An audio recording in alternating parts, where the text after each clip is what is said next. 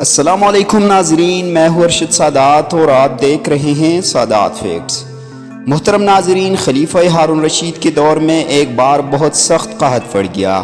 اس قحط کے اثرات سمرقند سے لے کر بغداد تک اور کوفہ سے لے کر مراکش تک ظاہر ہونے لگے۔ ہارون رشید نے اس قحط سے نمٹنے کے لیے تمام تدبیریں آزما لی۔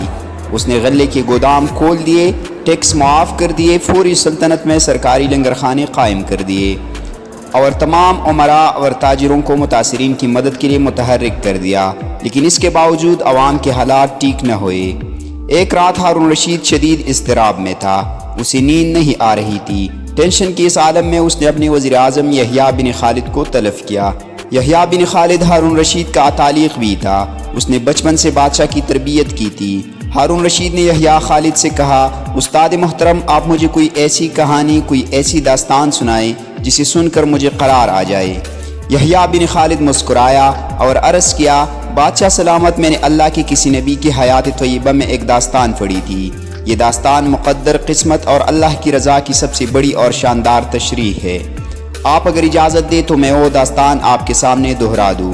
بادشاہ نے بے چینی سے فرمایا، یا استاد فوراً فرمائیے، میری جان حلق میں اٹک رہی ہے۔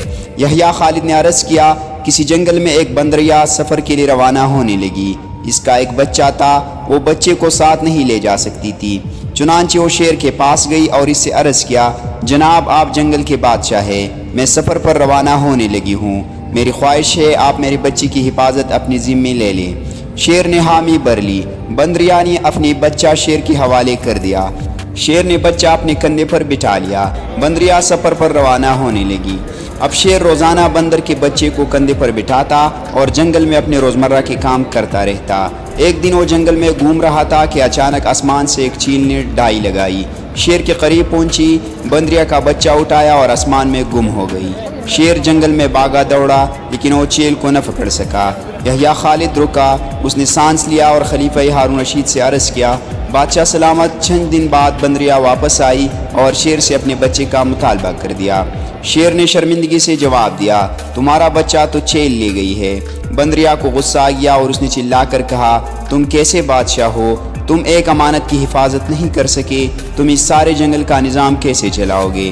شیر نے افسوس سے سر ہلایا اور بولا، میں زمین کا بادشاہ ہوں، اگر زمین سے کوئی آفت تمہارے بچے کی طرف بڑھتی تو میں اسے روک لیتا، لیکن یہ آفت آسمان سے اتری تھی اور آسمان کی آفتیں صرف اور صرف آسمان والا روک سکتا ہے۔ یہ کہانی سنانے کے بعد یحییٰ بن خالد نے ہارون رشید سے عرض کیا، بادشاہ سلامت، قحط کی آفت بھی اگر زمین سے نکلی ہوتی تو آپ اسے روک لیتے۔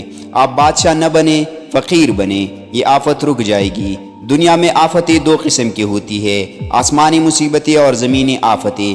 آسمانی آفت سے بچنے کے لیے اللہ تعالیٰ کا راضی ہونا ضروری ہوتا ہے، جبکہ زمینی آفت سے بچاؤ کے لیے انسانوں کا متحد ہونا، وسائل کا بھرپور استعمال اور حکمرانوں کا اخلاص درکار ہوتا ہے۔ یحییٰ بن خالد نے ہارون رشید کو کہا تھا، بادشاہ سلامت، آسمانی آفتیں اس وقت تک ختم نہیں ہوتی جب تک انسان اپنے رب کو راضی نہیں کر لیتا۔